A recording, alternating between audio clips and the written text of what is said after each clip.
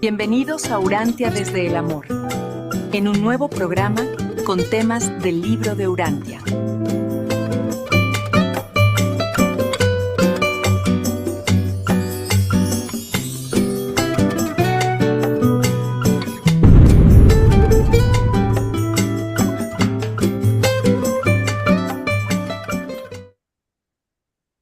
Bueno, doy la bienvenida a todos los que estamos en esta sala, a los que pronto se nos van a unir, los que luego nos ven en diferido por nuestras diferentes redes sociales, como es Urantia, desde el amor de Facebook, de YouTube.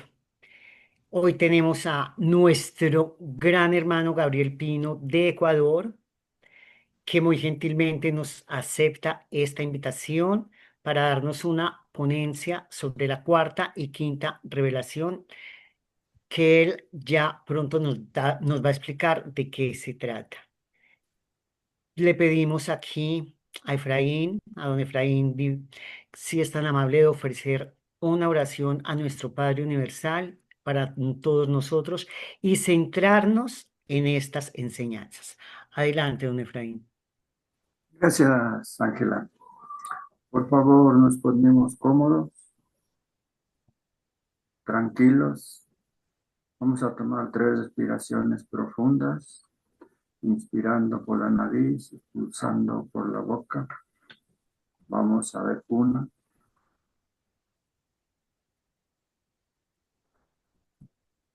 2,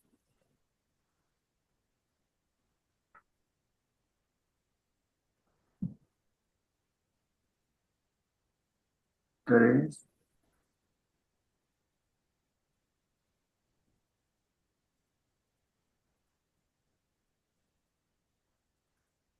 Pueden, por favor, repetir mentalmente. Es una pequeña oración al ajustador del pensamiento. Oh amado ajustador del pensamiento, a ti me entrego, me consagro en esta noche. Sé tú mi guía en mis pensamientos, en mis acciones. Háblame, inspírame, enséñame y muéstrame el mejor camino para el desarrollo del ser. Tú eres el padre de mi alma y a ti entrego, a ti del ego, la supervivencia de la vida. Solamente dime lo que debo hacer aquí afuera y aquí abajo. Abrázame fuertemente para no tener miedo de nada ni de nadie. Trabaja conmigo, lucha conmigo en todos los inconvenientes que la vida me proponga. Participa de todo lo que haga, de lo que yo haga, para que todo lo que yo haga sea lo correcto. Humildemente te pido, me perdones, me disculpes mis errores. Y ahora humildemente te pido permiso para habitar arriba junto a ti en la citadela de tu estadía. Enséñame a cosechar los frutos del árbol en la vida de la abundancia plantado en el jardín de tu residencia. Enséñame a cosechar el amor, la alegría, la paz, la felicidad, la abundancia y la fortaleza. Enséñame a entregar a manos llenas a todos los que conmigo se relacionan. Amado ajustador, a ti me entrego, a ti delego la supervivencia de mi alma. Humildemente te pido que cuando estemos avanzando por el camino de la evolución hacia arriba, me permitas ser uno contigo, porque tú eres yo soy tú, nosotros somos uno. Amén. Amén. Gracias, qué linda oración, hermosa. Gracias, don Efraín. Bueno, entonces ahorita es toda la pantalla de Gabriel Pino. Adelante.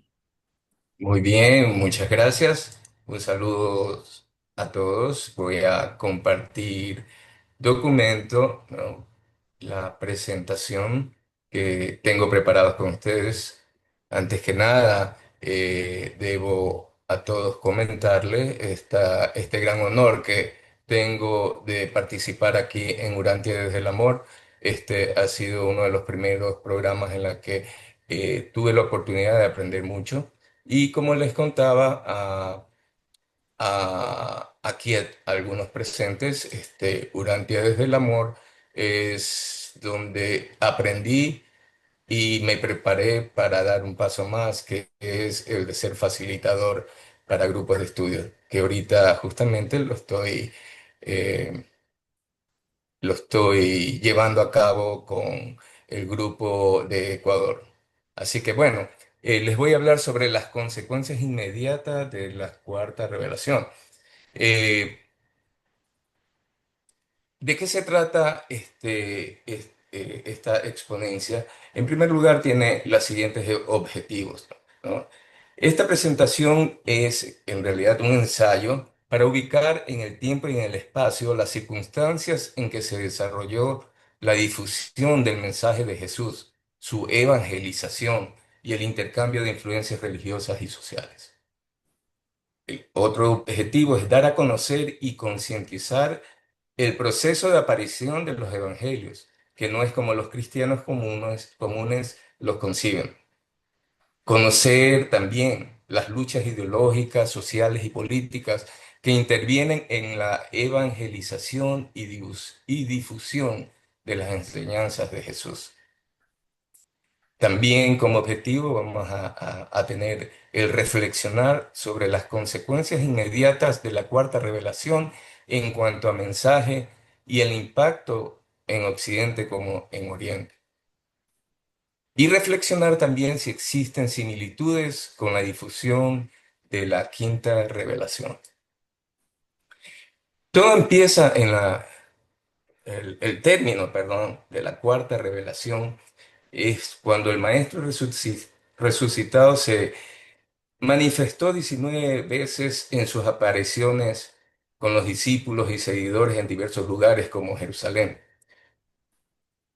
Galilea, Samaria, Alejandría y Filadelfia, entre otros, compartiendo con ellos su presencia, enseñanzas y consuelo. Jesús condujo a sus apóstoles hasta el Monte de los Olivos, donde se despidió anunciándoles su retorno al Padre. Les ordenó permanecer en Jerusalén hasta recibir el poder prometido, es decir, el Espíritu de la verdad. Finalmente, en el día de Pentecostés, aquel Espíritu descendió sobre ellos y los apóstoles salieron de inmediato a proclamar el Evangelio con un poder renovado. Entonces, aquí se inicia ya esa difusión de la cuarta revelación. A lo largo de la historia, la verdad revelada ha enfrentado diversas dificultades. Reconocer sus causas, consecuencias y desarrollo resulta fundamental para comprenderla y defenderla de manera sólida. El mensaje de Jesús ha atravesado distintas épocas, desde la antigüedad, pasando por la Edad Media y la Edad Moderna, hasta llegar a la época contemporánea en medio de profundas transformaciones sociales, culturales, científicas, sanitarias y espirituales. Estos cambios también han generado variaciones en la interpretación de sus enseñanzas, que han ido desde posturas estrictas y dogmáticas hasta enfoques críticos e incluso negaciones parciales o totales de la misma. Pero veamos primero esas circunstancias geopolíticas del primer siglo. Recordemos, terminamos, se dio fin a la cuarta revelación, ahora había que divulgarla, había que evangelizar, esa fue la misión que le dejó Jesús a sus apóstoles. Pero, ¿cuáles eran las circunstancias? Eso es lo que vamos a tratar de repasar y para algunos conocerlo con un poquito más de detalle. En el primer siglo, el mundo occidental se encontraba bajo un imperio en pleno apogeo, enriquecido por la herencia cultural griega, los avances filosóficos helenísticos y el vasto conocimiento preservado desde Egipto antiguo. El arte reflejaba la diversidad de sus regiones y pueblos, y sin embargo, ninguna de sus religiones lograba satisfacer plenamente el anhelo espiritual del ser humano. En ese escenario histórico surgió la labor conjunta de numerosos hombres y mujeres que buscaban dar sentido a sus vidas y alimentar el espíritu. Este movimiento fue guiado y animado por los apóstoles, evangelistas y primeros discípulos, testigos de las enseñanzas del Maestro. Antioquía en Oriente y Alejandría en Egipto brillaban como faros culturales del mundo antiguo y se transformaron en escenarios decisivos para el nacimiento y la expansión del cristianismo. En la gráfica ustedes pueden ver todo lo que era ese gran occidente en el mundo de aquel entonces, el Imperio Romano. Pero bueno, ¿cuál era el mundo oriental? He puesto una gráfica de la ruta de la seda porque esa ruta netamente comercial unió en algo y algo se conoció en aquella época de los otros imperios, los otros pueblos. Y entonces aquí tenemos principalmente que destacar en el oriente al imperio persa, que era el rival directo de Roma. Tenía una religión dominante que era el zoroastrismo. Permitía este imperio persa la pluralidad religiosa, pero desconfiaba de influencias romanas. Esto impidió que el cristianismo entrara rápido desde Occidente. Fue un territorio puente en lo comercial por la ruta de la seda.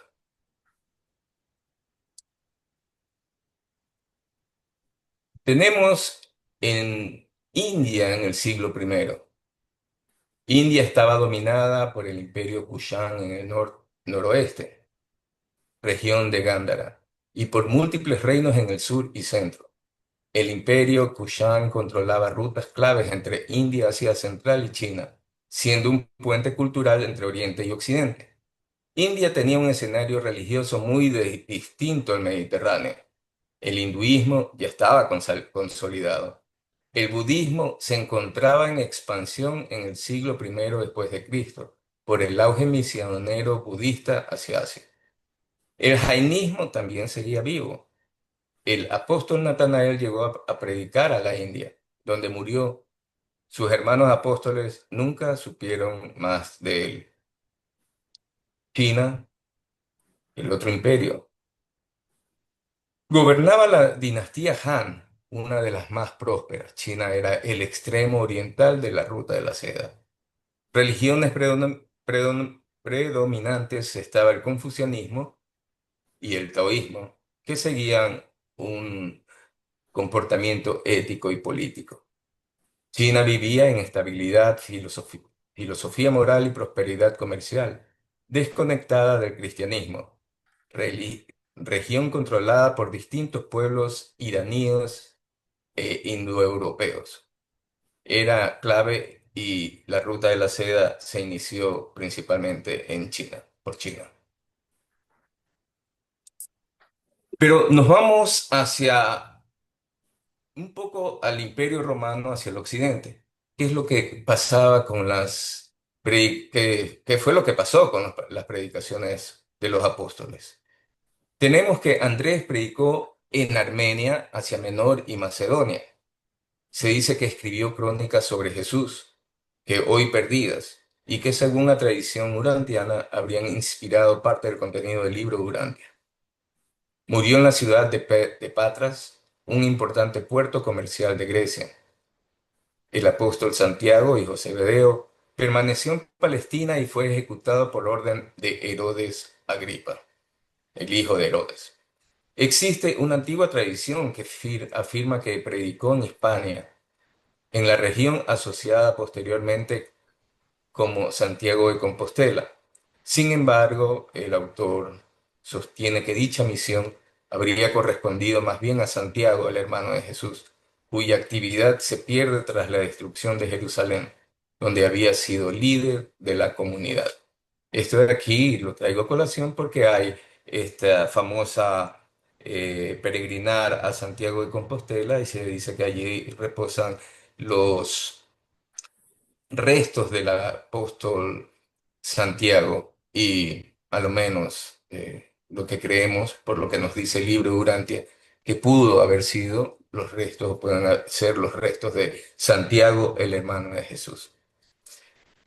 Felipe evangelizó en Samaria y huyendo de las persecuciones se trasladó a Hierápolis, Turquía, donde finalmente fue ejecutado junto con su esposa.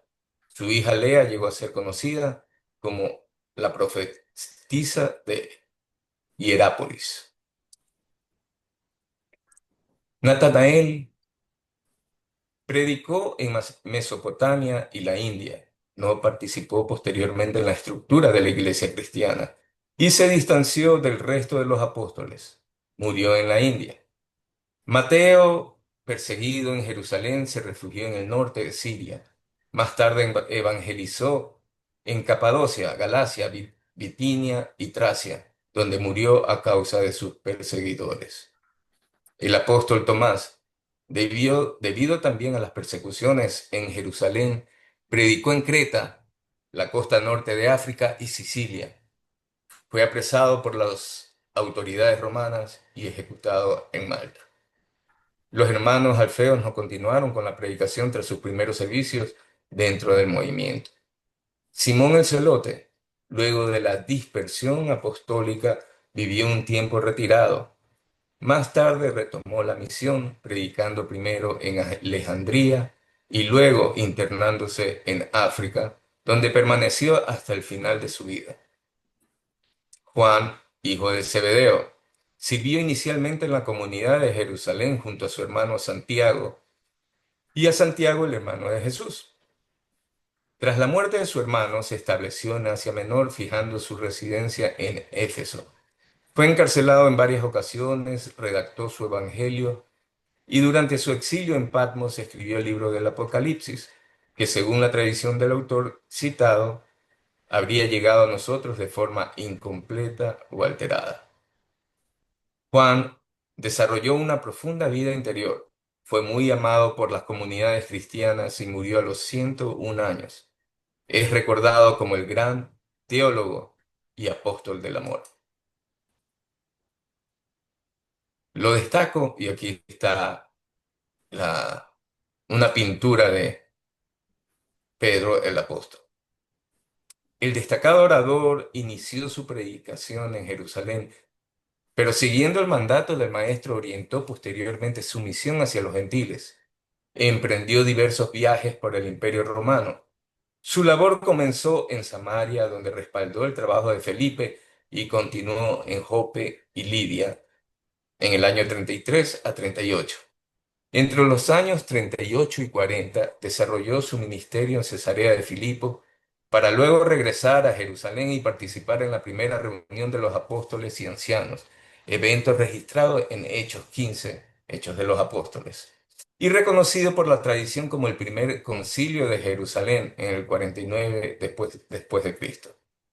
En dicha asamblea se abordaron cuestiones esenciales para la expansión del mensaje cristiano, entre ellos la controversia acerca de si los nuevos creyentes gentiles debían o no someterse a la ley de Moisés. Esto de aquí da una pauta para poder entender de que ya después de 12, 15, 17 años ya existían problemas en la evangelización. Ya habían eh, cosas y partes culturales que impedían que a esos predicadores les llamara la atención convertir a los gentiles. Entonces aquí ya se ve que empiezan a existir esos choques culturales. Bueno, posteriormente Pedro continuó sus viajes hasta llegar a Antioquía de Siria, hacia el año 50 después de Cristo, donde según la tradición habría ejercido como primer obispo. Eso lo dicen los libros de teólogos, ¿no? Con el tiempo, él y sus colaboradores percibieron la necesidad de fortalecer la comunidad cristiana ya existente en Roma. Como figura central del movimiento, Pedro consideró imprescindible ofrecer allí su guía pastoral, al tratarse de la comunidad más influyente y al mismo tiempo la más expuesta a tensiones. Pablo de Tarso, judío helenizado y ciudadano romano, recibió una sólida formación rabínica y farisea, estudiando en Jerusalén bajo la escuela de Gamaliel. Ya vamos a ver quién es Gamaliel. Este, refiriéndose a Pablo, era un hombre erudito con amplio dominio de la tradición judía y un conocimiento significativo de la filosofía platónica, lo que le permitió dialogar con distintos contextos culturales del Mediterráneo oriental. En un inicio fue perseguidor de los cristianos. Luego se convirtió en uno de sus principales líderes, llegando a ser fundador y guía de diversas comunidades. Viajó incansablemente para difundir el mensaje cristiano y estuvo presente en la primera reunión de los apóstoles y ancianos en Jerusalén en el año 49 después de Cristo, el que citamos cuando Pedro la dirigió, el año 49 después de Cristo.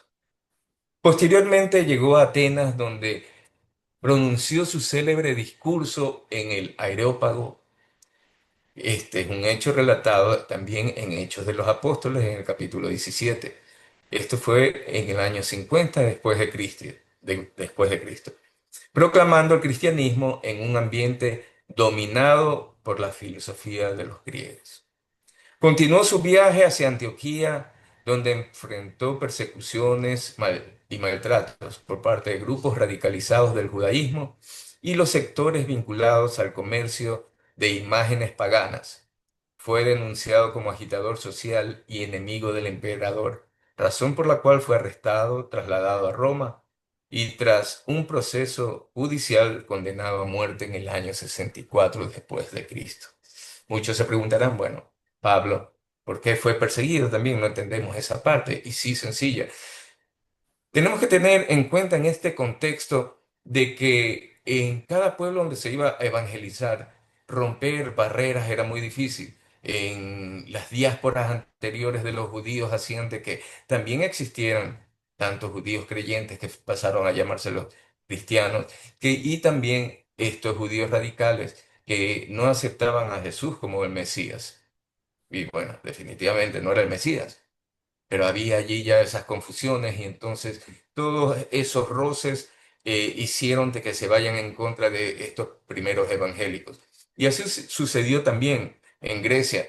Dicen que Pablo de Tarso, al anunciar un solo Dios y al anunciar que ese Dios desconocido es el único Dios y el verdadero para los griegos, y cuando gran parte de esos griegos sedientos de una religión pasaron a formar parte del cristianismo, entonces dejaron ya las imágenes a un lado, esas imágenes de Zeus, de todos los dioses paganos que tenían los griegos. Entonces eso causó un malestar en estos comerciantes y así fue que tuvo también otras fricciones Pablo y fue acusado de ser un conspirador de Roma. Y por eso es que fue apresado. Muchos dicen, bueno, ¿por qué? Esas eran las razones. Todas esas acusaciones sumadas hicieron presión para que en estas ciudades griegas, ¿no? Se lo expulsen a Pablo y como no podían juzgarlo en Grecia, entonces lo llevaron a Roma para que sea juzgado allá. Ahora, en la gráfica ustedes pueden ver esa evolución de la iglesia primitiva y es lo que nos estamos nosotros tratando de acoplar y conocer un poco más esos detalles, ¿no? Tenemos como punto la muerte y resurrección de Jesús, donde empieza eh, ya estas primeras consecuencias, como las llamo, de la cuarta revelación. En el año 49 tenemos el Concilio de Jerusalén y también algo que hay que marcarlo aquí es que en el año 70 fue la destrucción de Jerusalén. Y para el año 100, es decir, ya casi un siglo después, ya la iglesia cristiana empieza a consolidarse. consolidarse. Como pueden ver también en la gráfica, se nombra esa destrucción del templo y también esa ruptura con el judaísmo. Ya vamos a ver más adelante cuál es esa ruptura con el judaísmo. Cuando analicemos a la iglesia de Jerusalén, qué fue lo que pasó y por qué en un momento lo persiguieron a Jesús, lo dejaron de perseguir, hubo un periodo de calma y después volvieron a los cristianos a perseguirlos. He destacado yo esta nota que en verdad llama mucho a la reflexión de León de Fort. La iglesia existió primero que los evangelios, el espíritu antes de la letra, la religión de autoridad antes que la religión de un libro. La iglesia no se fundó sobre los evangelios escritos. Estos nacieron cuando ella estaba ya resplandeciente de juventud y de vida. ¿Qué nos dice en este primer plano? Primero que existió la iglesia y después aparecieron los evangelios. Y eso es una de las aclaraciones que se quieren dar aquí en esta ponencia, porque la gente cree que primero fue el evangelio y de allí la predicación. Y entonces estamos y queremos demostrar de que en realidad no fue así. El término de iglesia, porque ya a partir de aquí en esta ponencia nosotros vamos a nombrar ahora sí a referirnos a los cristianos como una iglesia. Pero ¿qué significa iglesia? Proviene del griego ecclesia, que significa asamblea o comunidad o reunión de los llamados. Por su parte, el término cristiano aparece por primera vez en Antioquía, donde se utilizó para distinguir a los judíos que creían en Jesús de aquellos que no lo aceptaban como Mesías. A partir de entonces, esta designación se difundió y permaneció en el uso posterior hasta nuestros días, la de cristiano. Tras la destrucción de Jerusalén en el año 70, las comunidades cristianas se separaron formalmente del judaísmo y comenzó a consolidarse la identidad de lo que con el tiempo conocería como Iglesia cristiana. El cristianismo primitivo se fortaleció en gran medida por el testimonio de vida de sus creyentes, su espíritu de servicio, su organización comunitaria y su fidelidad hasta la muerte durante las primeras persecuciones, factores que otorgaron credibilidad y expansión a su mensaje.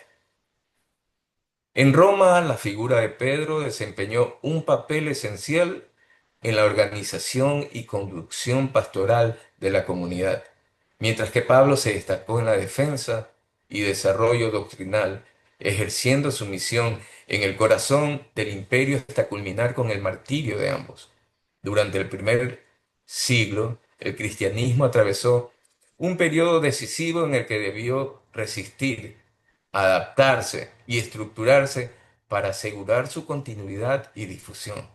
En este proceso se destacaron especialmente las comunidades de Roma, Antioquía y Alejandría, que se convirtieron en centros de referencia para la vida y el pensamiento cristiano primitivo. Pero en estas predicaciones hablemos ahora un poco sobre esa influencia griega. ¿Y por qué esa influencia griega en los evangelios? Bien, la helenización del cristianismo puede situarse simbólicamente en el momento en que Pablo expuso su mensaje ante el Areópago de Atenas, acontecimiento que marcó el encuentro formal entre el pensamiento griego y la fe cristiana. La filosofía griega y las enseñanzas de Jesús tenían una meta en común. Ambas buscaban el surgimiento del individuo. La primera en el plano social y político y la segunda en el plano moral y espiritual. En este sentido, la prédica paulina en Atenas constituye un hito que facilitó el diálogo entre la razón helénica y la revelación cristiana. El mismo texto del libro Durante afirma que el cristianismo nació y prevaleció sobre otras religiones principalmente por dos factores. Primero, la disposición de la mente griega para incorporar nuevas ideas. incluso provenientes del judaísmo. Y la segunda, la capacidad de Pablo y sus continuadores para negociar, adaptarse y presentar el mensaje con habilidad estratégica, actuando según la obra citada como diestros traficantes teológicos. Esta combinación de apertura cultural y flexibilidad misionera habría permitido que el cristianismo se difundiera con eficiencia en el mundo greco-romano. Ahora, ¿cuál fue esa influencia de los romanos? Los romanos eran en general tolerantes con las diversas religiones presentes en el imperio. Sin embargo, reaccionaban con firmeza ante cualquier culto o movimiento que pudiera interpretarse como una amenaza política o como un posible foco de organización rival frente al Estado. En sus inicios, el cristianismo logró adeptos principalmente entre los estratos sociales y económicos más bajos, en parte porque su mensaje de dignidad humana y esperanza trascendente ofrecía consuelo en un contexto de desamparo material y espiritual. La ley romana tenía dignidad y fomentaba el respeto. La educación romana producía lealtad, y sus maestros griegos pudieron persuadirlos de aceptar el cristianismo de Pablo. La filosofía estoica preparó a Roma para recibir a Cristo también. Así pues, estos griegos romanizados, ya con esas influencias y con haber aceptado el cristianismo, lo aceptan, pero obligaron tanto a los judíos como a cristianos a que filosofaran su religión. Desde esta interpretación, el cristianismo primitivo había surgido como síntesis litúrgica y conceptual, incorporando elementos judíos, helenísticos y populares del rito romano, proceso que culminó en una expresión religiosa que se fue alejando de las verdaderas enseñanzas de Jesús. Eso también nos lo dice el libro Durante. Ahora, todo esto en Occidente. Veamos qué era lo que pasaba en Oriente. En la gráfica pueden ver, bueno, las ruinas de Filadelfia. Ya vamos a ver que, no sé si deben recordar Filadelfia, la ciudad de Palestina. Bueno, la rama oriental del cristianismo primitivo tuvo uno de sus principales focos en Filadelfia, actual Amán en Jordania. Según el libro Durante, en esta región se mantuvieron más fielmente las enseñanzas de Jesús y se lamenta que no hubiese un Pedro que fuera a China o un Pablo que fuera a la India, países que eran un buen terreno para plantar la semilla del nuevo evangelio. Eso nos dice el libro Durante. El liderazgo de la comunidad de Filadelfia lo tomó Abner, Nazareo, no Nazareno, Nazareo, antiguo dirigente de la colonia de Engadí, jefe de los discípulos de Juan el Bautista y posteriormente responsable de los evangelistas. Abner estableció en Filadelfia su centro de operaciones junto con un grupo de 30 predicadores. La ciudad de Filadelfia abrazó con fuerza el mensaje, al punto de que la sinagoga local se transformó en la primera congregación cristiana de la región. En este contexto, Lázaro habría encontrado refugio allí tras huir de Betania debido a que el Sanedrín había decretado su muerte. Entonces, se pueden dar cuenta, ya estaban en Filadelfia, Abner, estos evangelistas y también ya Lázaro. Pero bueno, ¿qué pasó entonces? ¿Por qué no se desarrolló esta comunidad en el Oriente? Esta comunidad cristiana por orden que estaba bajo el liderazgo de personas muy trabajadoras en la evangelización y ese gran amigo de Jesús que fue Lázaro. Bueno, el libro Uranta menciona también que el hijo mayor, Simboitón, esta manera de anécdota y para figurarnos qué es lo que pudo haber pasado con esta iglesia en el Oriente, ¿no? Recuerdan que Simboitón y la escuela de Urmia Jesús dio conferencias allá, que fue sus últimos viajes por el mar Caspio, ¿no? En la actual Azerbaiyán. Buscó la ayuda de Abner para sostener dicha institución dedicada al estudio de las religiones. No obstante, los enviados de Abner a esta escuela de Urmia adoptaron una postura rígida e inflexible frente a las otras creencias, procurando que su interpretación religiosa prevaleciera sobre las demás. Recuerden que esa escuela de Urmia era una escuela de las religiones, donde las personas se preparaban solamente para dar a conocer la religión que profesaba y las razones por las que eran adeptos a dicha religión. Jesús allí expuso algunas conferencias. Tras la muerte y resurrección de Jesús, la comunidad de Filadelfia mantuvo desacuerdos con la iglesia de Jerusalén, especialmente debido a tensiones entre Abner, Santiago, el hermano de Jesús, y Pablo. El libro Urantia atribuye a estas diferencias la ausencia de referencias sobre Abner en los evangelios. Se afirma que Abner permaneció en Filadelfia hasta su muerte, a los 89 años, sin que exista datos que confirmen viajes misioneros posteriores. Filadelfia es mencionada como una de las 7 iglesias en el Apocalipsis, y sus creyentes enfrentaron oposición tanto de autoridades romanas por negarse a rendir culto al emperador, como de ciertos otros judíos que rechazaban a Jesús como Mesías. A pesar de estas tensiones, la fe cristiana perduró incluso durante la expansión islámica. La ciudad fue conquistada por los árabes en el año 635 después de Cristo, entrando luego a un periodo de declive hasta su repoblación en 1878, pero ya bajo el Imperio Otomano, adoptando finalmente el nombre de Amán, actual capital del Reino de Jordania.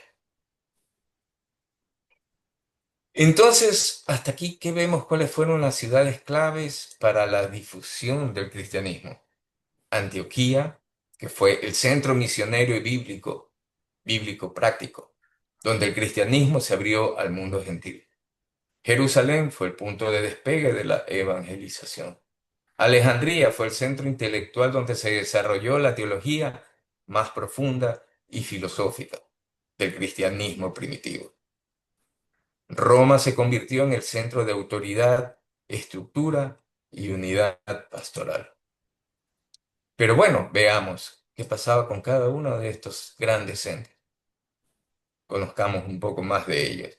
Antioquía, después de Roma y Alejandría, fue la tercera ciudad más importante del Imperio Romano en el siglo I al IV después de Cristo. Fue la cuna del término cristiano para referirse a los seguidores de Jesús. Se convirtió en el primer siglo en una base misionera internacional del cristianismo. Se dice que Pedro fue su primer obispo en su estadía hasta viajar a Roma. Asistió a la iglesia de Jerusalén en sus necesidades y acogió a muchos judíos después de la destrucción de Jerusalén.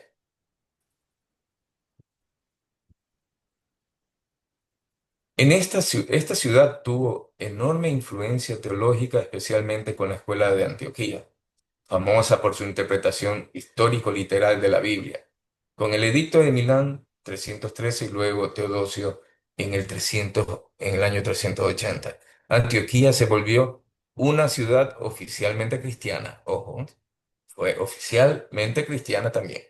Bajo el Imperio Romano de Oriente, Bizancio, fue sede de un patriarcado y un centro intelectual de primer nivel. En los años 637 después de Cristo, la ciudad es conquistada por los árabes. Sus sedes ya no están en Antioquía, sino en Damasco, debido a los cambios históricos.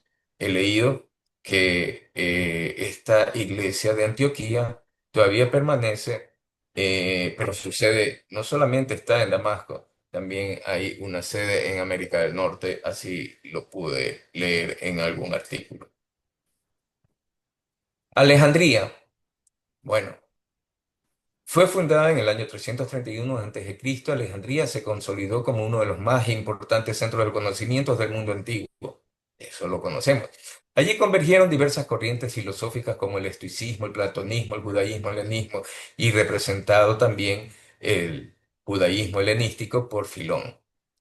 Y destacaron instituciones como la biblioteca, el museo y referentes universales de la investigación y el saber.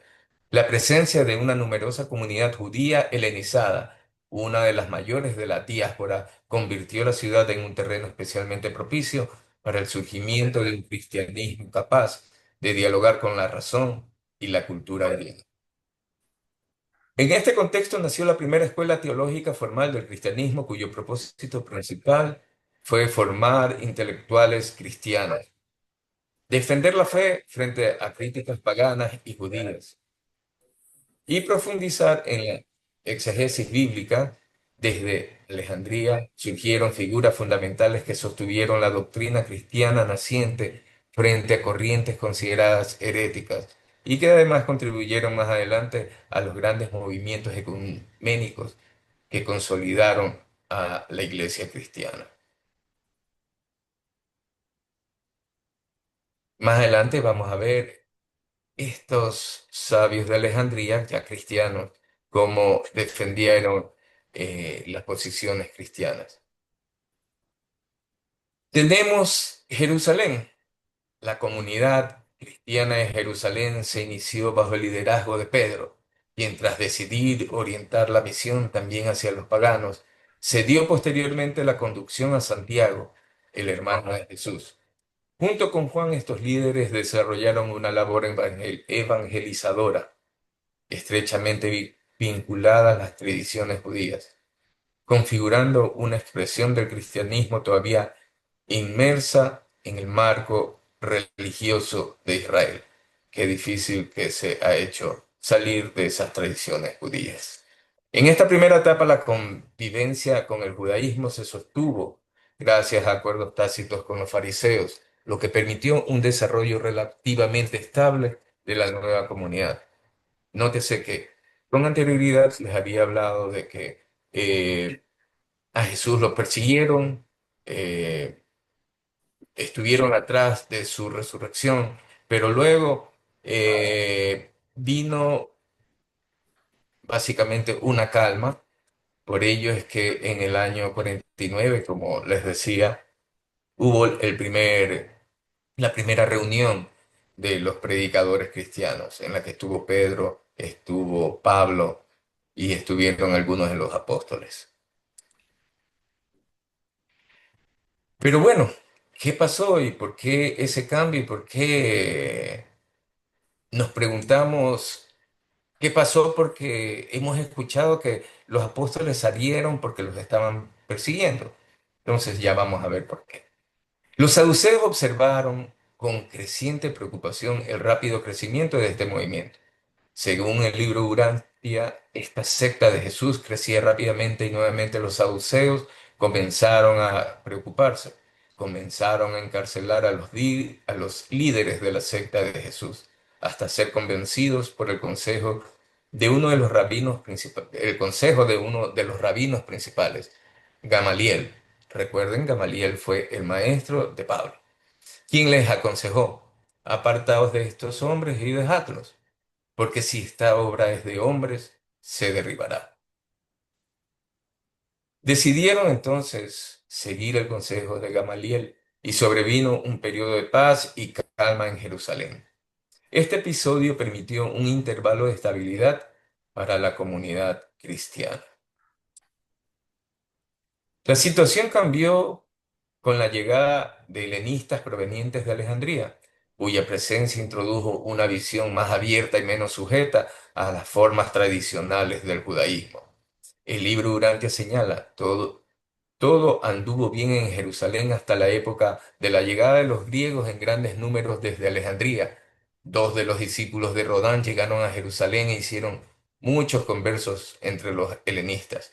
Entre sus primeros discípulos de Rodán entre sus primeros discípulos conversos fueron Esteban y Bernabé. Esteban, el primer mártir, y Bernabé, quien acompañó a Pablo en muchos de sus viajes y se quedó en Antioquía. Las acciones de estos creyentes griegos ocasionaron que se dieran fin a las relaciones pacíficas entre la hermandad de Jesús y los fariseos y saduceos. Esteban y su asociado griego comenzaron a predicar más como había enseñado Jesús, y esto los llevó inmediatamente a un conflicto con los potentados judíos. Estos acontecimientos provocaron una ruptura definitiva con la dirigencia religiosa judía, acelerando el distanciamiento entre la Iglesia de Jerusalén y el judaísmo institucional. A partir de este momento, la comunidad debió enfrentar persecuciones, diáspora y reorganización, procesos que marcaron de manera decisiva el posterior desarrollo del cristianismo.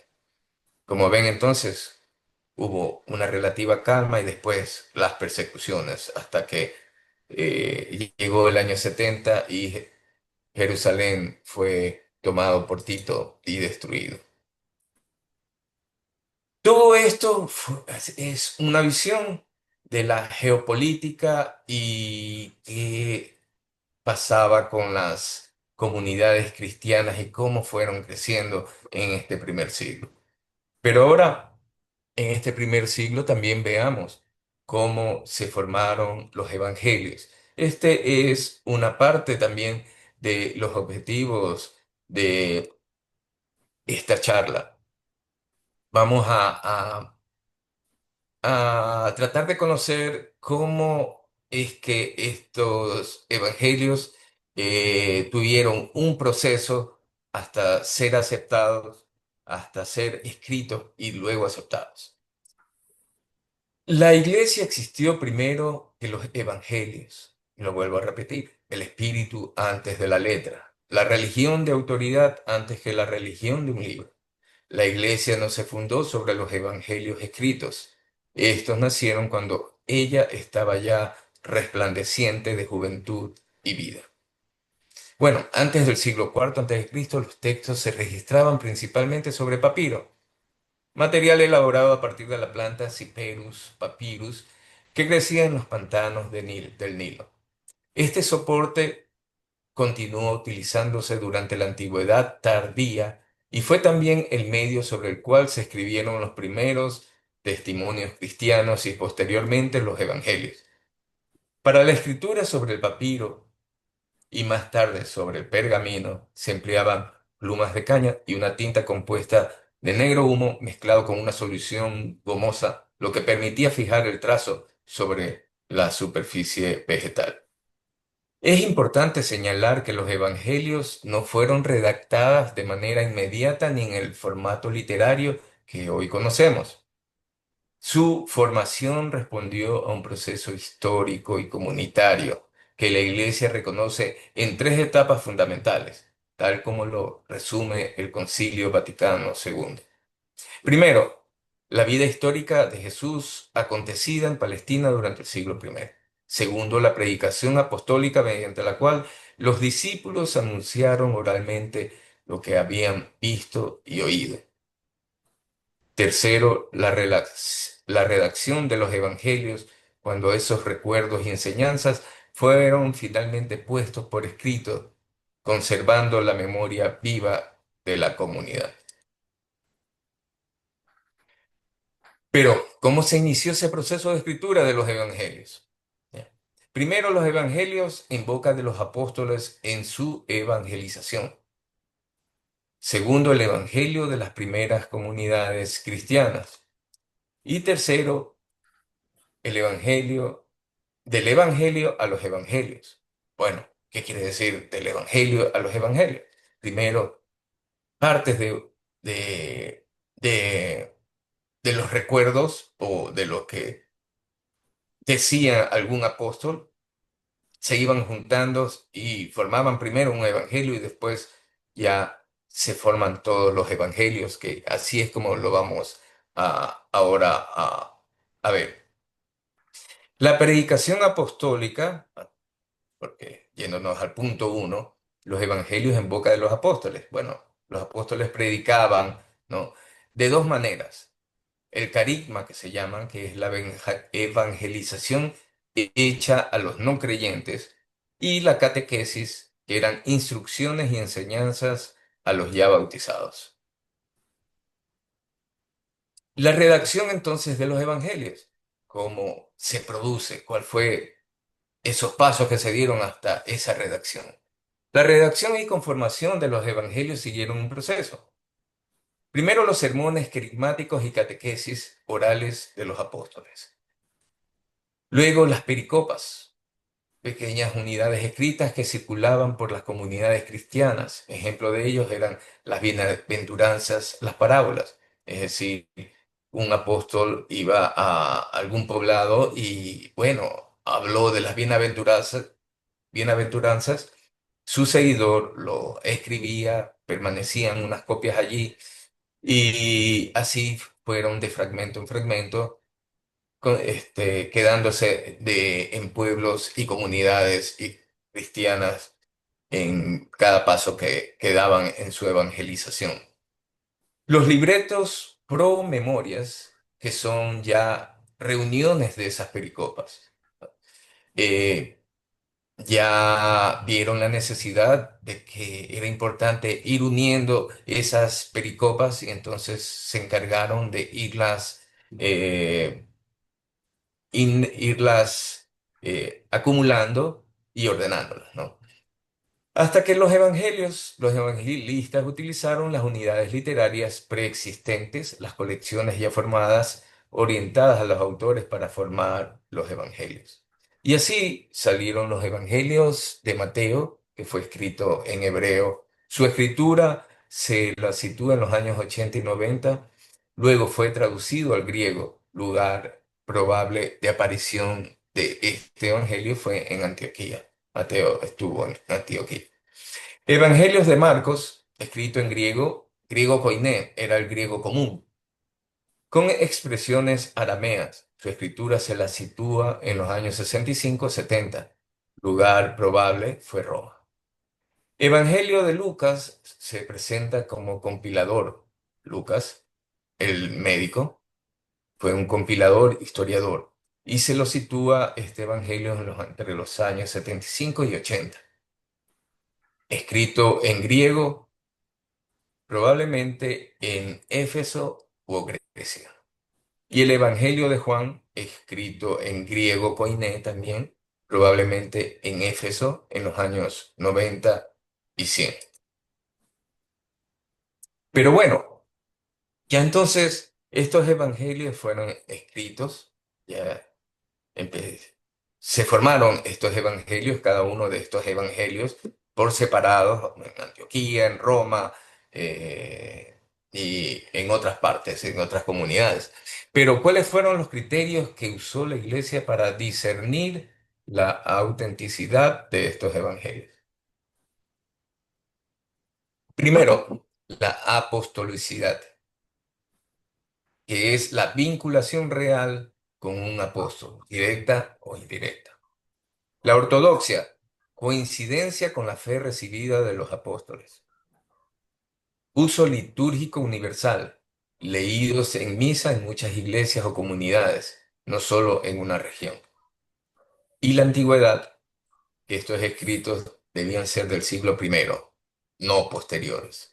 Con estos escritos se descartaron evangelios tardíos o gnósticos como la de Tomás, Felipe, Judas, porque eran del siglo segundo y tercero sin raíz apostólica. Y bueno, si hablamos ahora de todo ese proceso, entonces ya cuando hubo comunidades ya bien estructuradas en los siglos segundo y tercero en que se aceptaron estos cuatro evangelios, ahora, ¿cuáles fueron estos hitos de reconocimiento de los evangelios? Es decir, ¿cómo así fueron aceptados estos evangelios? Y tenemos que en el año 150, Justino Mártir nos dice que ya se hablaba de memorias de los apóstoles leídas en las liturgias. En el año 170 existe el canon muratorio, que menciona ya los cuatro evangelios como norma. En el año 185, Irineo de León declara que solo deben ser cuatro los evangelios como los puntos cardinales.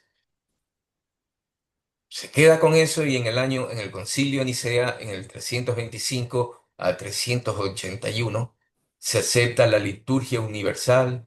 Constantino en el Concilio Ecuménico da oficializado el reconocimiento de los evangelios. Y en el Concilio de Hipona y Cartago se pone la lista definitiva del canon muratorio con los cuatro evangelios.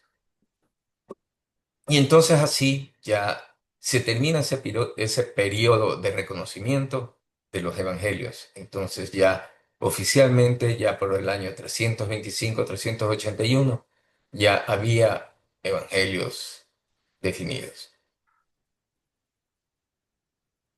Ahora ya hemos pasado prácticamente el primer siglo, ¿no? Tenemos los primeros evangelios, los evangelios. Y tenemos también las comunidades ya bien estructuradas porque se desarrollaron en el primer siglo. Pero ¿qué pasó en el segundo siglo? Durante el siglo segundo, el Imperio Romano atravesó un periodo de estabilidad económica y territorial, lo que generó un clima de relativa tranquilidad social. Este contexto favoreció una notable expansión del cristianismo, especialmente entre los sectores medios urbanos, que encontraron en la nueva fe una propuesta espiritual coherente con sus aspiraciones éticas y comunitarias. Hacia finales de este mismo siglo, siglo segundo, el cristianismo contaba ya con comunidades sólidamente organizadas, dotadas de símbolos compartidos, formas de culto propias y estructura ritual definida. La figura central de cada comunidad era el obispo, concebido como autoridad única del gobierno y garante de la doctrina de cada comunidad. Para ejercer esa función se exigía que fuese un hombre de reconocida madurez, en torno a los 50 años de edad y de conducta moral intachable, reflejando así la importancia atribuida al liderazgo pastoral en la iglesia primitiva. ¿Qué pasa en el siglo tercero? Es una época un poco difícil, pero también positiva, y ya la vamos a ver. Durante el siglo tercero, el Imperio Romano atravesó una profunda crisis política, militar y económica, caracterizada por guerras internas, inestabilidad en el poder y el progresivo colapso de su administración. En ese contexto de inseguridad, las autoridades imperiales recurrieron a medidas religiosas y de carácter expiatorio, exigiendo sacrificios a los dioses tradicionales como signo de lealtad al Estado.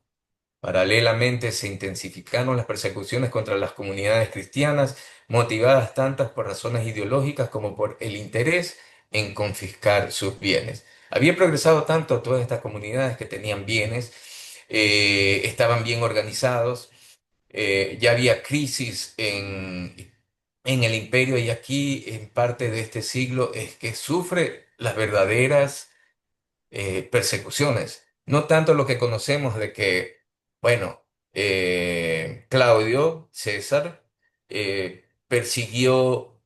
no es que persiguió en realidad a los cristianos, sino que estuvo atrás de ellos porque se negaron a pagar ciertos impuestos, ¿no?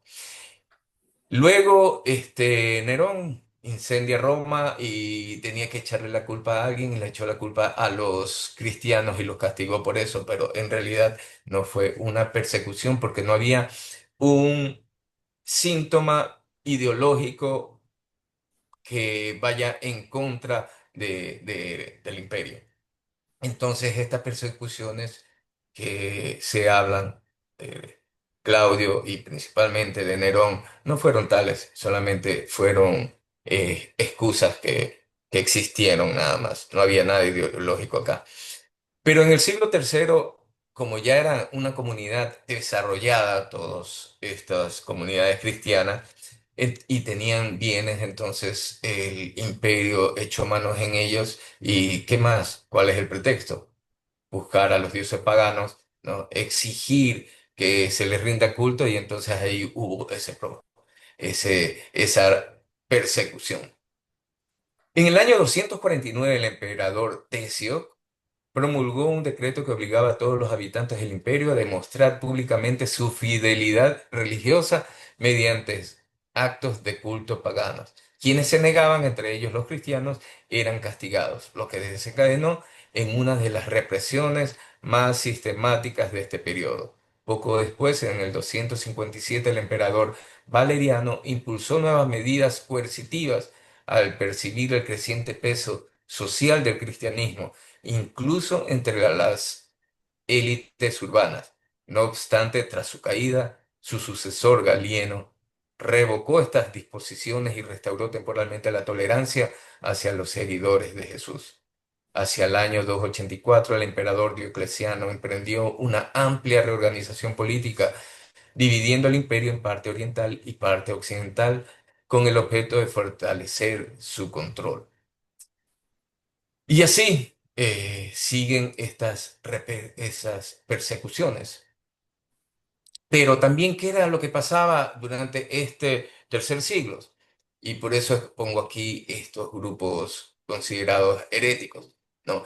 Había el maniqueísmo, el arrianismo, el pelagianismo, donatismo y montanismo.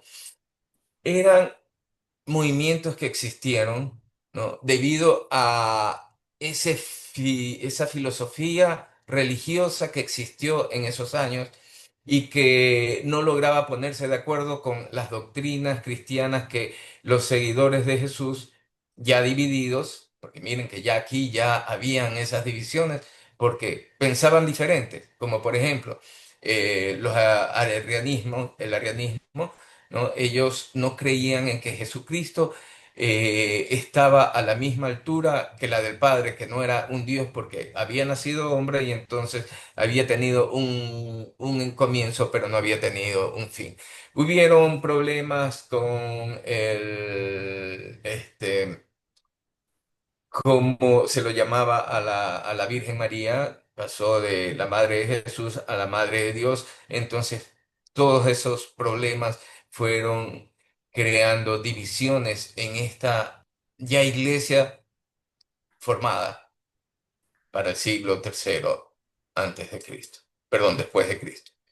Hasta que, como ven en la gráfica, está el emperador Constantino. Y bueno, ¿cuál fue el mayor mérito de Constantino? Que él asumió el control de todo el imperio y decidió establecer su capital en Bizancio, ciudad que posteriormente sería conocida como Constantinopla. Al mismo tiempo impulsó la reconstrucción de Jerusalén y procuró consolidar la unidad religiosa, convencido de que ésta favorecería también la estabilidad política. Para ello intervino en los conflictos doctrinales de su tiempo, como el donatismo en el norte de África y el arrianismo en el oriente. Lo que les hablaba, esas divisiones que ya existían en la iglesia. Entonces, este emperador Constantino decidió intervenir y entonces llamó a al primer concilio ecuménico que se llevó a cabo en Nicea en el año 325. Asimismo, para tratar de llegar a una unificación de las iglesias, porque como ya les dije, todos esos movimientos que venían principalmente de la iglesia del Oriente, si podemos llamarlo así, procuraban con pensamientos diferentes y significados diferentes e interpretaciones diferentes que hacían a la Biblia. Y entonces, con esas divisiones, Constantino trató de mantenerlas. Y para ello hubo también un concilio en Constantinopla en el año 381. Luego vino el Concilio Ecuménico de Éfeso en el año 431 Y aquí uno de los temas ya se había abordado y tal vez se había superado sobre la divinidad de Jesús, pero entonces viene otro tema, el término Theotokos, que era como se la llamaba a María, Madre de Dios, y muchos de estas sectas no la aceptaban.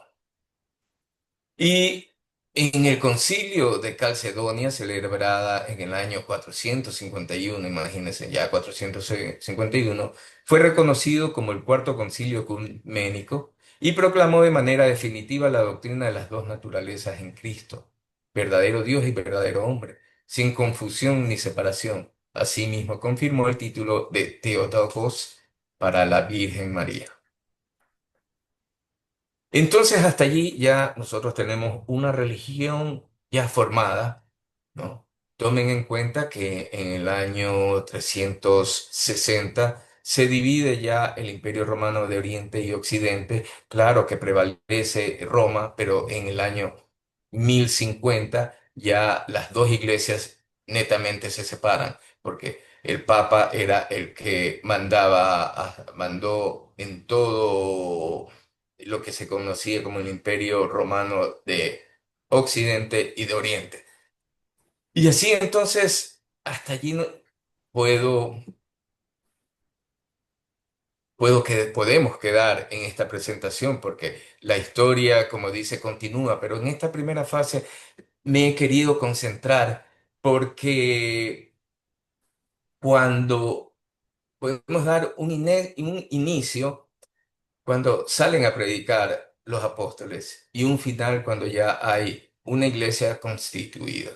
Pero ya esta iglesia que está constituida ya está también dividida, ya existen problemas y entonces poner unas conclusiones a toda esta historia que ocurrió, tal vez no tanto como se los he contado, pero más o menos el camino fue de esa manera cómo se creó la iglesia y cómo se crearon los evangelios.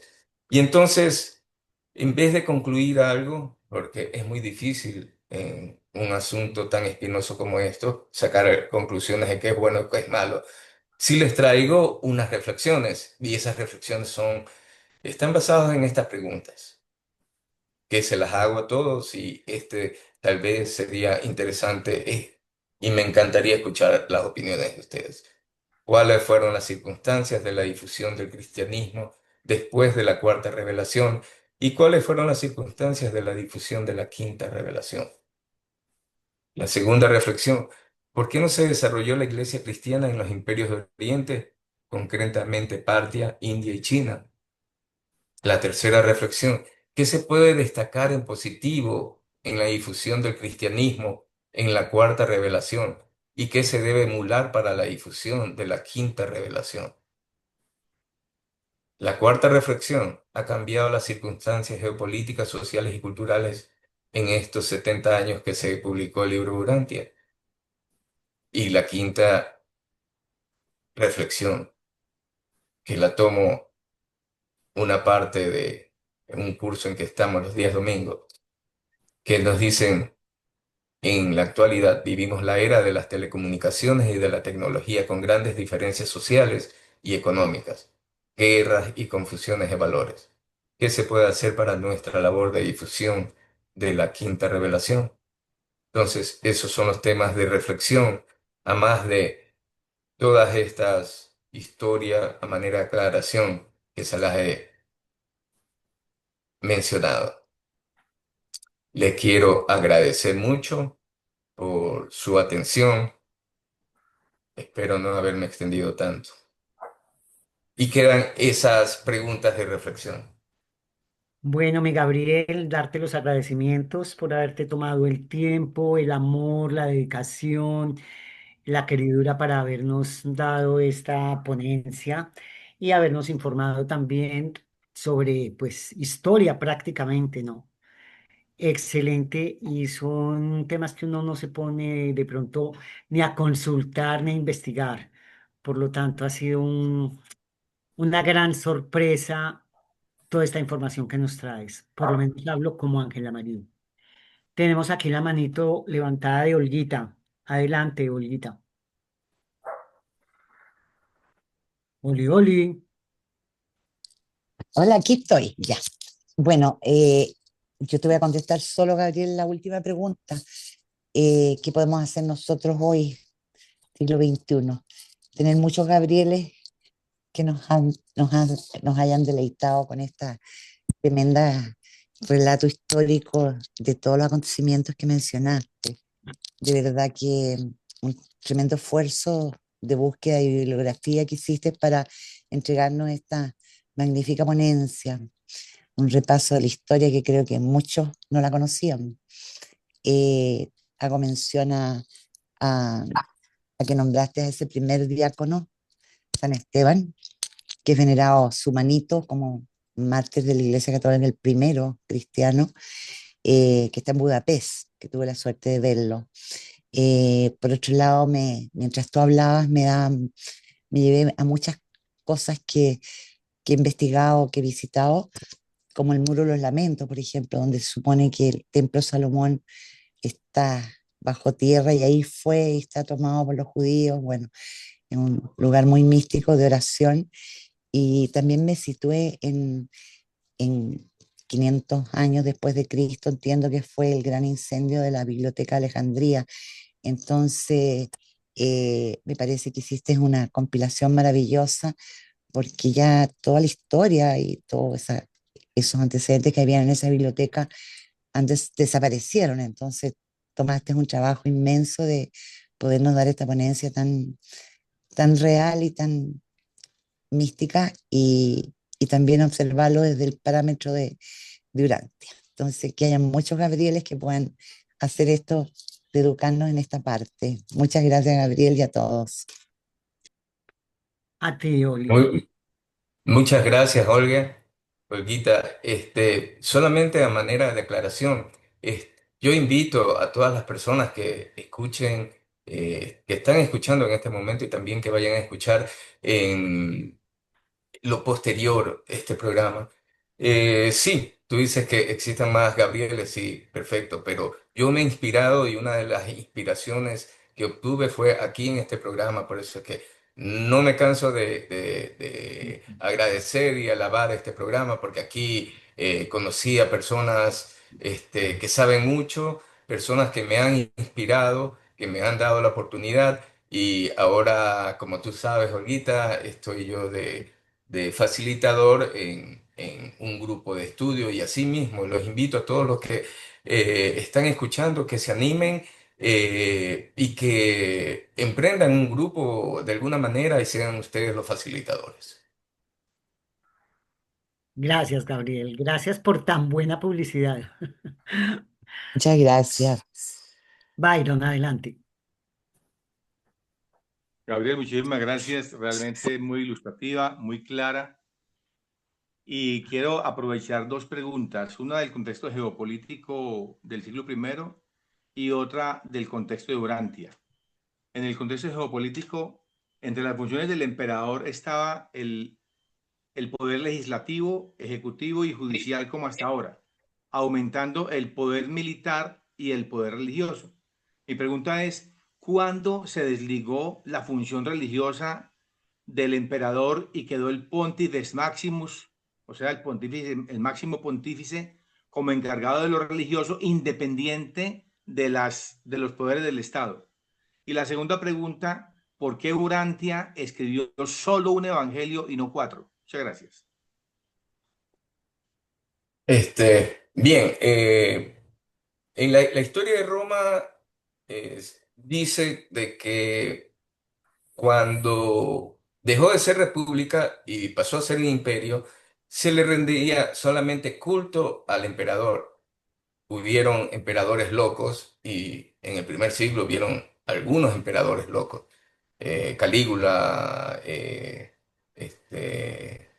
ahorita se me escapa el nombre porque hasta lo han sacado de la historia de Roma. Y ellos se creían dioses, pero nunca hubo una religión sobre ellos. Ellos no tuvieron una religión. Entonces eso ocasionó de que en las evangelización les llegue el mensaje de Jesús a todo ese pueblo romano que primero fue en las clases bajas y después en las clases medias y altas de Roma. Eso, y de allí el libro Durantia nos aclara toda esta historia. He cogido parte de la historia que he relatado como base de estos documentos que para mí son históricos del libro Durantia, porque los seres intermedios estuvieron allí.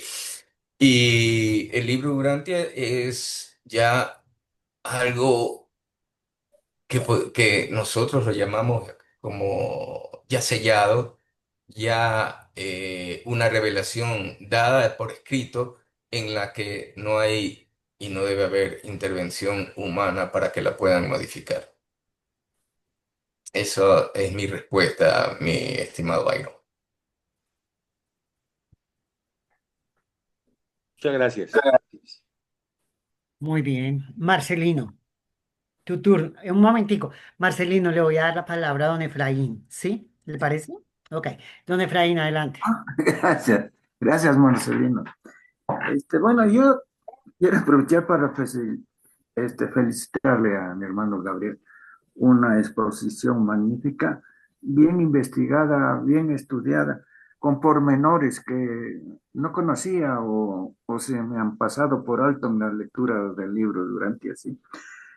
Un trabajo minucioso, felicitaciones. Yo quería recordar que cuando se inició prácticamente el cristianismo, digamos así, los primeros cristianos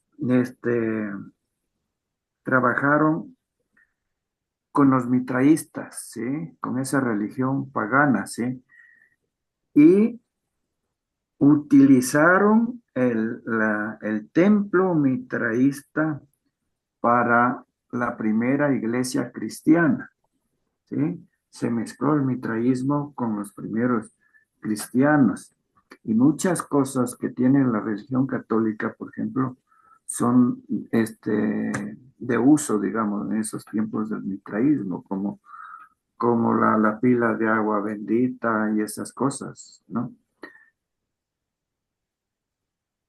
Yo tengo hasta ahora una duda y no sé si me puedes contestar. El Evangelio de Marcos, uno de los evangelios, es, fue realizado por Marcos, el muchachito que de la casa de los Marcos que le seguía por mucho tiempo, le siguió a Jesús, a los apóstoles, estuvo siempre con ellos y él fue un testigo ocular de muchas cosas sobre Jesús. Yo no sé si él es el autor de este evangelio que se denomina el Evangelio de Marcos. Eso nomás, muchas gracias. Gracias, Efraín, por esas felicitaciones. Aquí, al mencionar yo las personas que me han inspirado, está Efraín y, como no, está también Marcelino. Entonces, bueno, respondiendo a tu pregunta, el libro Urantia nos dice que las influencias más grandes que tuvieron en cuanto a filosofía y religión fue la influencia helenística y la romana más en cuanto a cultos. Y obviamente después vino esa rama mitraísta. Eh, el mitraísmo tuvo más influencias, creo yo, en el arrianismo, que es un cristianismo, ¿no? Que no llamemos que se desvió, ¿no? Sino que un cristianismo que cogió en su escuela de Antioquía, cogió una línea de creencias y de ahí fueron adaptando, obviamente, también ritos de ritos mitraicos. Así como en el occidente más fue con Grecia, entonces la iglesia de Antioquía fue absorbiendo, fue absorbiendo costumbres, culturas y ritos de los mitraístas. Esa es mi respuesta, Efraín. Gracias, Gabriel. Te faltó una ¿Así? sobre Marcos. Sobre Marcos, yo lo entiendo de que sí, Marcos es el muchacho que acompañó a Jesús y cuyo padre es el dueño de la casa donde se celebró la última cena. Sí, pero lo que yo preguntaba era si este Marcos es el Sí. autor o el que escribió esta parte de los Evangelios. Él acompañó a Pedro. Y entiendo que él acompañó a Pedro, ¿no? Primero a Pablo, luego estuvo con Pedro y, y como era la persona de confianza y también estuvo y escuchó más de cerca todo lo que se narraban en las periscopas, entonces él empezó a recopilarlas y a escribirlas. Gracias. Esa es mi inquietud, sí. Bueno, vamos a seguir con Marcelino y luego Gabriel, si eres tan amable de volvernos a compartir las preguntas que nos las está pidiendo Octavio Siller. ¿Perfecto? Perfecto. Ok, a Marcelino. Muchas gracias, Angelita. Un abrazo grande en Jesús para todos y todas. Qué bueno, estimado Gabriel, qué bueno todo este proceso y de verdad felicitaciones porque ha hecho un gran trabajo y me alegra muchísimo ese progreso que has continuado haciendo, estimado Gabriel. Bueno, mire, con respecto a un solo evangelio referente a lo que nos dice nuestro hermano Byron, este, Jesús recopiló todo lo que pudo recopilar para transmitirlo. Y entonces, ¿qué hace Urantia? Urantia trata de rescatar esa buena noticia, que es lo que significa evangelio, esa buena noticia la trata de rescatar y la trata de reestructurar. Entonces, ese es el caso, que Urantia trata de mantener las verdades que están escritas y corregir los errores que están escritos y añadir algunas partes o algunos aspectos que no se han escrito. Y entonces, por eso es que es como el evangelio reestructurado, el caso de Urantia, ¿no? Que por supuesto toma en cuenta los cuatro evangelios que según los reveladores dicen que aún con todas las distorsiones de los cuatro evangelios han servido para cambiar la brújula de la historia. Entonces es muy importante eso. En cuanto a, coincidiendo con lo que comentó Gabriel y agregando algunas cosas, en cuanto a la pregunta de nuestro hermano Efraín, el evangelio primero fue el de Marcos. Y eso surge primero porque Pedro y los demás apóstoles se negaron a escribir en vista de la insistencia de Jesús de que no dejaran nada escrito, que preferían que todo fuera verbal para evitar divisiones como las hay hoy. Entonces, o por lo menos mayores divisiones. Entonces, Pedro viendo que necesitaba Roma varios aspectos escritos de toda esta obra extraordinaria de Jesús, insistió a Marcos que escribiera. Marcos se hizo discípulo de Pedro, entonces luego fue de Pablo. Entonces insiste a Marcos que escribiera. Entonces Marcos accedió a escribir algunos aspectos de su memoria, pero fundamentalmente de lo que recordaba Pedro. Y efectivamente logró ese evangelio. Él lo empezó a escribir vivo, estando Pedro, por supuesto, en vida, y lo terminó después de la muerte de Pedro, alrededor del año 68. Entonces fue realmente Juan Marcos, el hijo de Elías Marcos y María Marcos, dueños de la casa donde celebraron la última cena, tal como lo comentó Gabriel.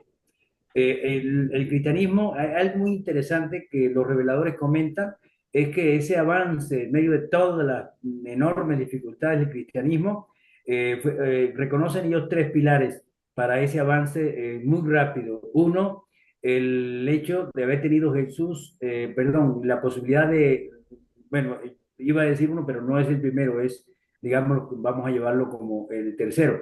Entonces, el primero fue haber elegido a Pedro como apóstol. Ese fue el primer pilar, por la enorme capacidad de Pedro de llevar el mensaje. El segundo fue haber tenido ese contacto, esa conversación extraordinaria con Esteban, estando Jesús alrededor de 25 años de edad, unas 4 horas que hablaron en Jerusalén. Esteban quedó marcado, se hizo seguidor del crucificado, que nunca relacionó con aquel que había hablado hace unos 15 años. Bueno, ese hecho de la conversión de Esteban y la gran inspiración de Esteban para tratar de expresar algo similar a lo que Jesús expresó en la cruz cuando estaban clavando sus manos, perdona a los que no saben lo que están haciendo, hizo la conversión de Saulo a Pablo. Y el hecho de estar Pablo como un extraordinario predicador en medio de sus fallas es el segundo pilar que los reveladores reconocen. Y el tercer pilar es esa conversación que tuvo Jesús durante 6 meses, o ese grado de capacitación que tuvo Jesús durante 6 meses con estos 32 líderes romanos, durante la estadía, mucho antes de elegir a los apóstoles, con Ganid y Gonod en Roma, que fue extraordinario. Esa preparación, ellos dicen que 30 de esos 32 líderes dieron gran resultado, y es una de las cosas por las cuales fue básico para avanzar. Entonces, esos tres pilares lo reconocen como la base del avance rápido del cristianismo. No olvidemos que lamentablemente después de todo este proceso, mucho después del final que ya tuvo nuestro hermano Gabriel, ocurre pues toda esa imposición de la iglesia que llegó a los extremos de cerramiento y radicalidad que se cataloga por parte de los reveladores como la época de las tinieblas, que fue poco antes de la rebelión de Lutero, alrededor del año 1500. Entonces, muy interesante esa parte. Y lo último, en cuanto a las reflexiones que nuestro hermano expresa, yo pienso que la más interesante, lo cual incluso comentó Oli, tiene que ver con cómo podemos seguir transmitiendo esto y cómo poder cooperar para que Urantia tenga la mayor expansión y el mayor efecto posible en nuestras vidas. Entonces, en primer lugar, haciendo todo lo que esté a nuestro alcance a nuestra manera, exactamente a nuestra manera, para llevar el mensaje. Pero yo recomiendo mucho, ya que mencioné este tercer pilar de este encuentro de Jesús con los 32 líderes romanos, que tengamos presente mucho esa técnica que Jesús utilizó para transmitir Urantia. Y eso yo trato de usarlo y me la aprendo de memoria porque son párrafos que nos van a ayudar en la vida personal. Y eso está en la página 1456 del libro, que dice específicamente la técnica que utilizó para compartir durante 6 meses con estos líderes de distintas tendencias espirituales, de distintas filosofías, y dice exactamente así, y es lo que uno debe tener en cuenta cuando transmite Urantia para evitar esos choques que se produjeron en estas primeras edades del cristianismo. Dicen los reveladores, fue esta su técnica de instrucción. No mencionó nunca los errores de estos líderes y tampoco mencionó los defectos en las enseñanzas de estos líderes. En cada caso, seleccionaba la verdad dentro de lo que enseñaban y la embellecía e iluminaba ante sus ojos, de manera que en muy breve tiempo esta expansión de la verdad desplazaba por sí sola al error que la acompañaba. De manera que no tenemos por qué preocuparnos por si esto no, esto sí, esto está equivocado, no. Simplemente buscar las verdades bíblicas del Corán, del libro de Mormón, de cualquier lugar donde esté, y se amplían con Urantia, sin rechazar una cosa, sin rechazar la otra, sino ampliando esa verdad y sobre todas las cosas mostrando con nuestra manera de pensar, con nuestra manera de hablar, nuestra manera de vivir, que lo vean a uno como un verdadero testimonio de lo que uno predica. Eso a mí me ha dado muy buenos resultados y es lo que yo recomiendo. Disculpe, Angelita, que me alargué un poquito, y muchas gracias nuevamente, Gabriel. No, Marcelino, gracias a ti, no importa. Bueno, tenemos a nuestro siempre activo Octavio Siller. Adelante. Hermanito, buenas tardes, gusto en verlos a todos. Bonito trabajo, hermano, me gustó mucho, hermanito Gabriel. Quito las preguntas, pero si las puede poner, le voy a agradecer. Hice una una contestación de cada una de ellas. Voy a ser breve, lo más breve que se pueda, porque me parecieron muy interesantes. Mire, en el caso de la primer pregunta, o la primera intervención, pues realmente fue una situación muy difícil. Dice, ¿cuáles fueron las circunstancias de la difusión del cristianismo después de la cuarta revelación? Pues usted lo narró con demasiada amplitud, pues en una palabra sería, fue muy difícil. Pero dice, ¿y cuáles fueron las circunstancias de la difusión de la quinta revelación? Bueno, lo estamos viviendo nosotros en cada día, y la verdad es complicado, pero yo porque agregaría algo, un ingrediente más, que en este caso ya es a nivel de una revelación, con lo que todo eso conlleva, ¿verdad? Con todo lo que eso de alguna manera complica, porque es muy difícil, bueno, no sé, pero yo lo veo en general y lo vi también por mí mismo cuando lo entendí. Aceptar el concepto y el término de revelación es algo muy, ¿cómo le diré? Pues como de otro nivel, ¿no? Tienes que entender qué es eso y aceptarlo. Entonces yo ahí me quedaría porque puede uno hablar todo el día. Luego, ¿por qué se desarrolló la iglesia cristiana en los imperios de Oriente? ¿Por qué no se desarrolló concretamente en parte India y China? Bueno, usted lo dijo, hermanito, porque no hubo heraldos ni evangelizadores que fueron a esas zonas, pero hubiera sido también muy importante. Yo ahí quedaría una pregunta que siempre me ha quedado en el tintero. ¿Por qué nunca hablan de América? No sé, ¿será que porque estaban muy primitivos o éramos todavía muy, pues no sé, como cavernícolas? ¿O qué? El libro de Urantia nunca menciona América y a mí es como algo que ahí me deben. Pero bueno, lo vamos a dejar ahí. Luego dice la 3, ¿qué se puede destacar en positivo en la difusión del cristianismo en la cuarta revelación? ¿Y qué se debe emular con la difusión de la quinta revelación? Esta es una muy buena pregunta porque, mire, ¿qué podemos destacar? Pues nada más el trabajo del Maestro Jesús. ¿Qué más queremos, no? Porque realmente ese es el fundamento de la cuarta revelación. Pero, pero agregando lo del ingrediente de la quinta revelación, pues tenemos ahí algo grandioso. ¿Por qué? Porque si ustedes observan o hemos analizado o lo hemos aprendido, la quinta revelación de alguna manera certifica todas esas enseñanzas de Jesús y todavía nos las hace un poquito más amplias. Y aparte, todas las dudas que quedaron en los evangelios, no sé si a ustedes les ha pasado, pero a mí sí, todo lo que quedó pendiente en los evangelios, que no sabíamos por dónde iba o por qué dijeron esto, o por qué ahí con la revelación de Urantia, queda más que aclarado. Y todavía nos dieron un poquito más.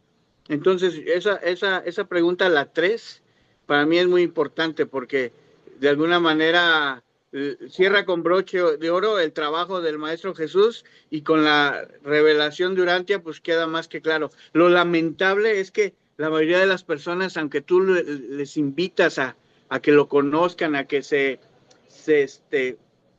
involucren, híjole, es algo muy difícil. Yo siento que ahí tiene que ver ya algo que es el nivel intelectual de cada quien, ¿no? Que se nos fue dado. Y pues ahí lo dejo porque si no también continuaría. La número 4 dice, ¿ha cambiado las circunstancias geopolíticas, sociales y culturales en estos 70 años que se publicó? Claro que sí, ha cambiado y sigue cambiando.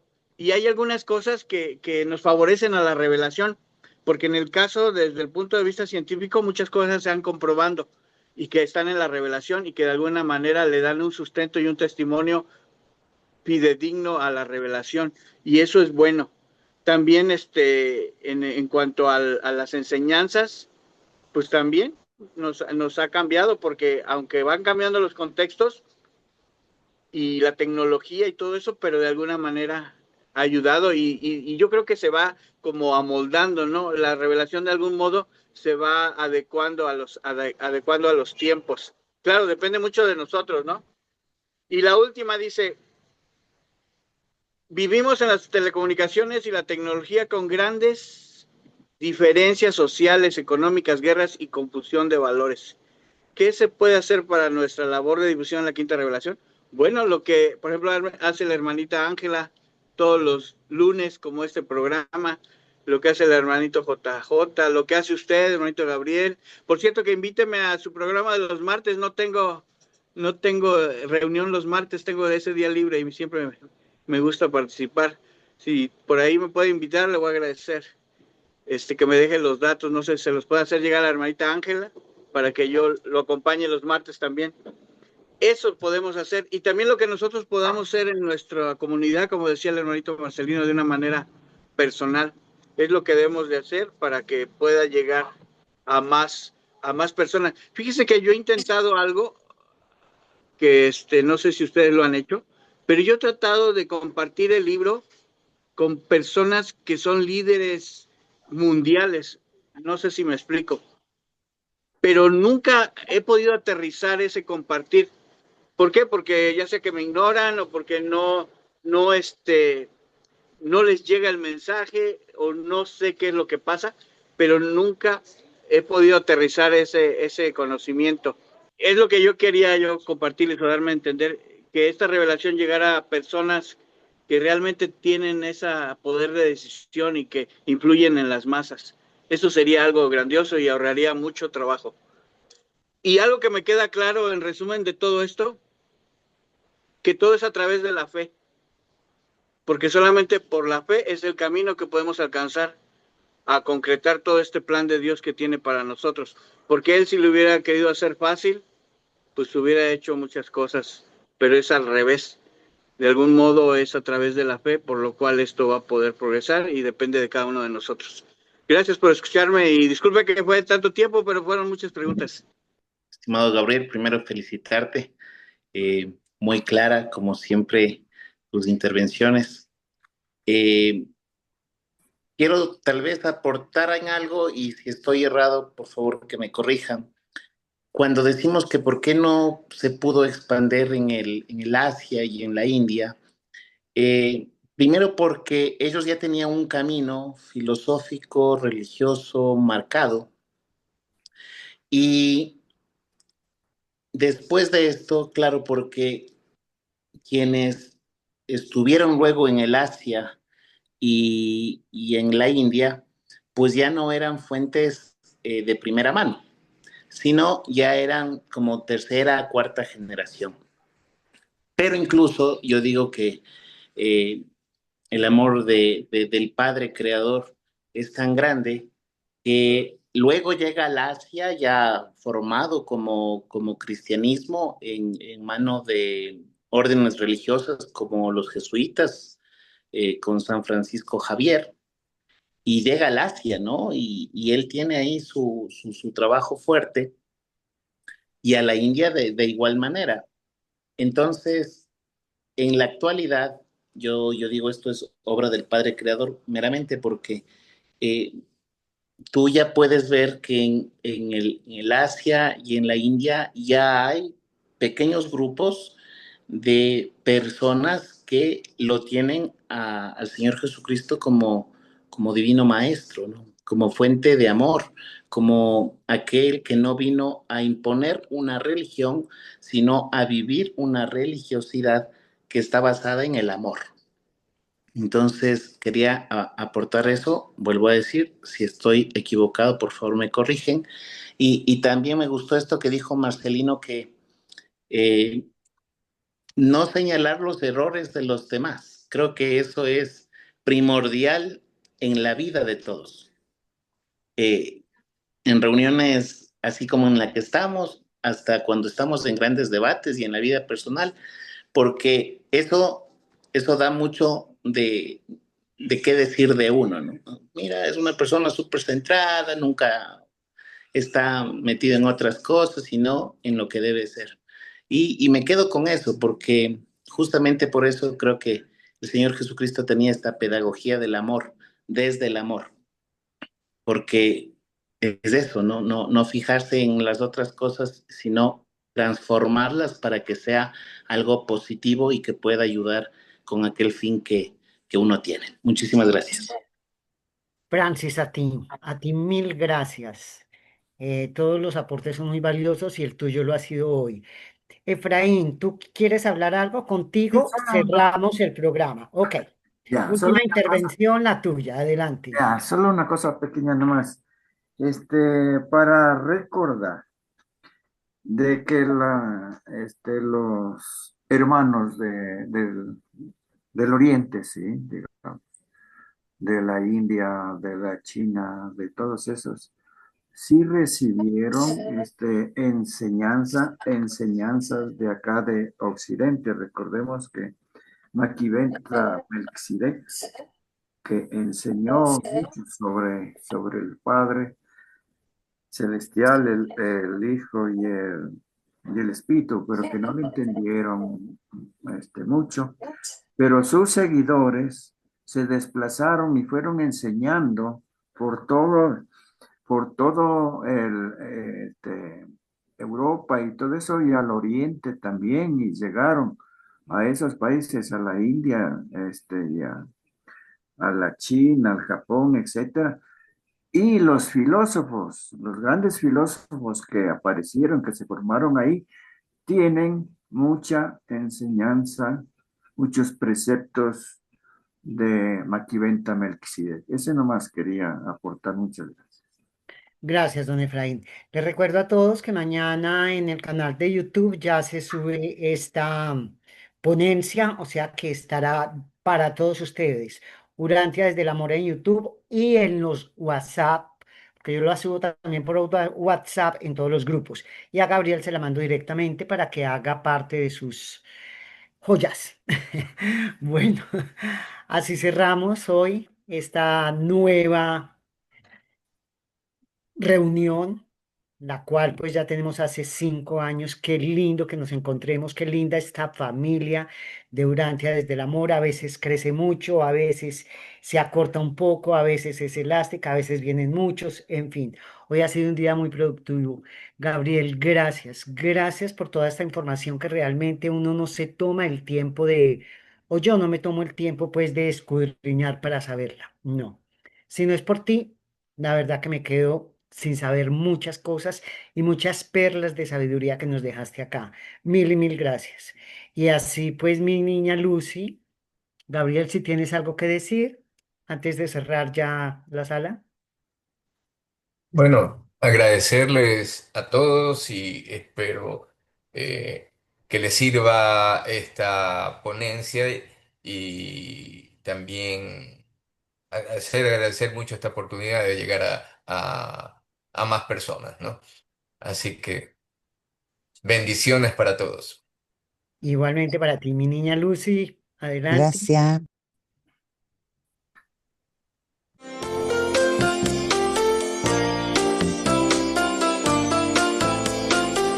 Les damos las gracias por haber estado con nosotros.